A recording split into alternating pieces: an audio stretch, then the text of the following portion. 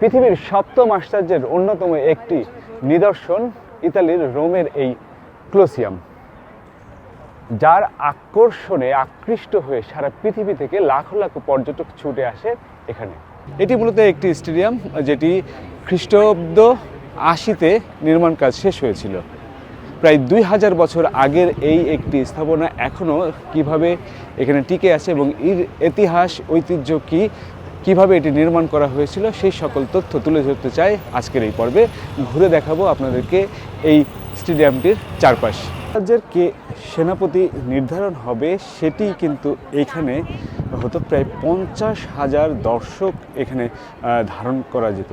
সেই সময় 50,000 দর্শক একটি স্টেডিয়ামের মধ্যে বা এই থিয়েটারের ভিতরে নিয়ে আসতে পারবে, এই চিন্তা থেকে যখন বানানো হলো সেটি আসলে সারা বিশ্বে তাক লাগিয়ে দেওয়ার মতো একটি ঘটনা ছিল। এবং এখানে যে জানেন যে ইতিহাসে যে গ্ল্যাডিয়েটর অর্থাৎ সেনাপ্রধান কাকে নির্ধারণ করা হবে, রোমান রাজারা তারা কিন্তু এখানে সেই সিংহ সঙ্গে বা হিংস্র যে পশু তার সঙ্গে কিন্তু যুদ্ধ করে জিততে পারলে তারপরে কিন্তু তাকে সেই রাজা বানানো হতো।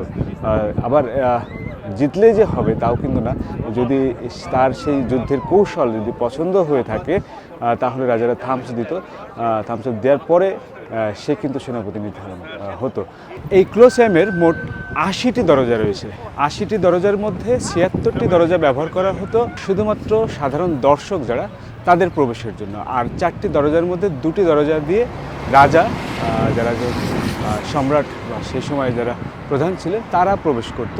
আর একটি দরজা দিয়ে প্রবেশ করতে হলো এই গ্ল্যাডিয়েটর যারা ছিলেন তারা, আর একটি দরজা দিয়ে মৃত যে পশু, হিংস্র পশু, সেটি বের করে দেওয়া হতো। আর একটি দিয়ে কেউ যদি মারা যেত, হিংস্র পশুর সঙ্গে যুদ্ধ করতে চায়, তাদেরকে ওই একটি গেট দিয়ে আসলে বের করে দিত। অর্থাৎ পরাজিত ব্যক্তির যদি মৃত্যুবরণ হতো, লাশ হলে তাকে সেই গেট দিয়ে বের করা হতো। তো নানান ইতিহাস কিন্তু এই ইতালির পথে পথে রয়েছে। সেই ইতিহাসের পথ ধরে হাঁটছি এবং ভীষণ ভালো লাগছে যে হাজার হাজার বছর আগে যে সাম্রাজ্য যেখান দিয়ে সবাই হেঁটেছিল সেই পথ ধরে আমি হাঁটতে পারছি। এখানে দীর্ঘ লাইনে দাঁড়িয়ে প্রবেশ করতে হচ্ছে। হাজার হাজার পর্যটক কিন্তু আমরা দেখছি লাইনে দাঁড়িয়ে আছি। সবাই মিলে একসাথে একটা ট্যুর করার ভালো লাগা কিন্তু অন্যরকম। সেই ক্ষেত্রে আমরা বিশাল বড় একটা গ্রুপ এই ক্লোসিয়ামে আসছি এবং ঘুরছি, সেটি কিন্তু ভীষণ ভালো লাগছে সবারই।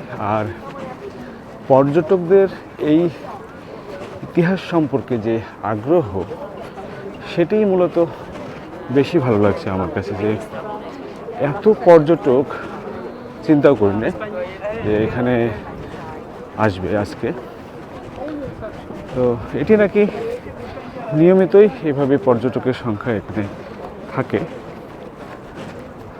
যাচ্ছে আবার ক্লোসিয়ামের দিকে। আমরা ওই পাশটিতে প্রবেশ করতে পারলাম না কারণ দীর্ঘ লাইন। সেই লাইনকে এড়িয়ে আমরা আশপাশ থেকে যতটুকু সময় আছে, 1 ঘন্টার ভিতরে যা দেখতে পারি সেটুকুই দেখতে চাই। তো সেই সময় এরকম একটি স্থাপনা আসলে সত্যি অবিশ্বাস্য। এবং সেই সময় যে এই নগর সভ্যতা অনেক বেশি আধুনিক ছিল সেটি এই ইতালি ভ্রমণ করলে তার বড় একটা ধারণা পাওয়া যায়। বিখ্যাত সেই সাংবাদিক দ্য বাথেন বিপ্লব, বন্ধু বাথেন বিপ্লবের আপনারা সবাই বন্ধু কেমন লাগছে? অসাধারণ অসাধারণ। বিশ্বের সপ্তাশ্চর্য আসলেই যে এটি আশ্চর্যজনক একটি স্থাপত্য, সেটি আসলে না দেখলে বিশ্বাস করা যাবে না। এতদিন আমরা পাঠ্যপুস্তকে পড়েছি, কিন্তু বাস্তবে এটা দেখে আসলে মনে হয়েছে যে এটা অবশ্যই 7 ওয়ান্ডার্সের মধ্যে একটি হওয়া উচিত ছিল। এবং সেটি হয়েছে না? সেটি হয়েছে। পুরো সাম্রাজ্যটাই অন্যরকম না? অসাধারণ একদম। সভ্যতা তখন কোথায় ছিল? ওই সময়ের সাথে এখন যদি কম্পেয়ার করা যায় তাহলে অবশ্যই বলতে হবে যে দিনে দিনে আসলে মানুষের যে অধঃপতন হচ্ছে সেটি প্রমাণিত হয়েছে। প্রযুক্তির হয়তো বা উৎকর্ষতা বেড়েছে, কিন্তু মানুষের ভেতরে যে আসলে এই যে নান্দনিকতা, শৈল্পিক যে মনমানসিকতা, সেটি আগের মানুষের চেয়ে এখনকার মানুষের মধ্যে কিন্তু অনেক কম। সেটি আমরা এই স্থাপত্য দেখলেই বুঝতে পারি। ওকে, ধন্যবাদ। চলো আমরা এই পাশটি ঘুরবো এবং ঘুরে আপনাদেরকে দেখাবো এবং এর ইতিহাস ক্ষণে ক্ষণে জানাতে থাকবো। রোমান সাম্রাজ্যের ইতিহাস, তার ঐতিহ্য দেখতেই সারা পৃথিবী থেকে লাখো লাখো পর্যটক প্রতি বছর ছুটে আসে। আর এই যে পুরনো যে স্থাপনাগুলো, সেগুলো কিন্তু এখনও মানে টিকে আছে। এটা যখন শুরু হয়েছিল সেই সালটা ছিল 72 খ্রিস্টাব্দ। 72 খ্রিস্টাব্দে এটার কাজ শুরু করে এবং দীর্ঘ 8 বছর কাজ করার পর 80 খ্রিস্টাব্দে এটার কাজ সম্পূর্ণ হয়। আর কলোসিয়াম মূলত এটা হচ্ছে অ্যাম্ফি থিয়েটার। প্রাচীন রোমের কথা নিশ্চয়ই আপনারা শুনেছেন, সেই রোমের যে ইয়েটা সেটাই কলোসিয়াম। এটি শহরটা আমার পেছনে, এটা হচ্ছে একটা সাইডে ছিল, সেই প্রাচীন রোমের যে সেন্টার যদি আমরা বলি সাইডে ছিল। এটা মূলত একটা বিনোদনের জন্য এটা করা হয়েছিল। এর ভেতরে ধারণ ক্ষমতা হচ্ছে আপনার 50,000। তার মধ্যে বিশেষ করে রোম সম্রাটদের জন্য একটা রাজপরিবারের জন্য একটা নির্ধারিত জায়গা ছিল এবং এখানে হিংস্র জানোয়ারের সাথে জানোয়ার এবং মানুষের সাথে হিংস্র জানোয়ারের যুদ্ধ হতো। আপনারা নিশ্চয়ই গ্ল্যাডিয়েটরে দেখেছেন যে একটা সেনাপতি যখন নির্ধারণ করবে তার আগে ওরা একটা অনুষ্ঠান আয়োজনের আগে 15 দিন আগে হিংস্র জানোয়ারকে কোনো খাবার দিত না, যেন সে সুযোগটা পেয়ে ক্ষুধার্ত হয়ে মানুষটাকে মেরে ফেলে, খেয়ে ফেলে। সেই ক্ষুধার্ত হিংস্র জানোয়ারের কাছ থেকে যদি মানুষটা বেঁচে নিজেকে রক্ষা করে তাকে কতল করতো জানোয়ারটাকে, তাহলে পরবর্তীতে সে সেনাপ্রধান হিসাবে নিয়োগ পেত।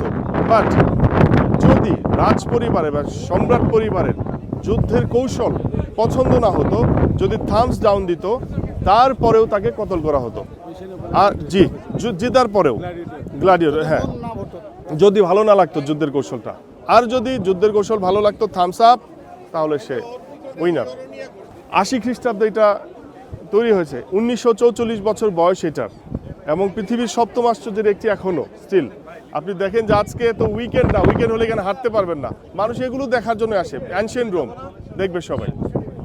আমরা দেখতে পাচ্ছি যে এই যে ভবনটি, তার গায়ে অনেক ভাঙন কিন্তু হয়েছে, তারপরেও কিন্তু সেটি সংস্কার করে সেই যে ঐতিহ্য পুরনো, সেটিকে কিন্তু টিকিয়ে রাখা হয়েছে। এটি সত্যিই বলবো যে ইতালিয়ান যে সরকার, তারা কিন্তু এই যে ঐতিহ্যটাকে এত লাখ লাখ পর্যটকের কাছে সেল করছে।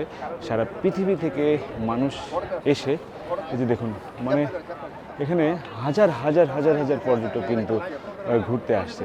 তো পুরনো ইতিহাস সম্পর্কে মানুষের জানার যে আগ্রহ, সেটির খোরাক কিন্তু এখানে এসে মেটানো সম্ভব।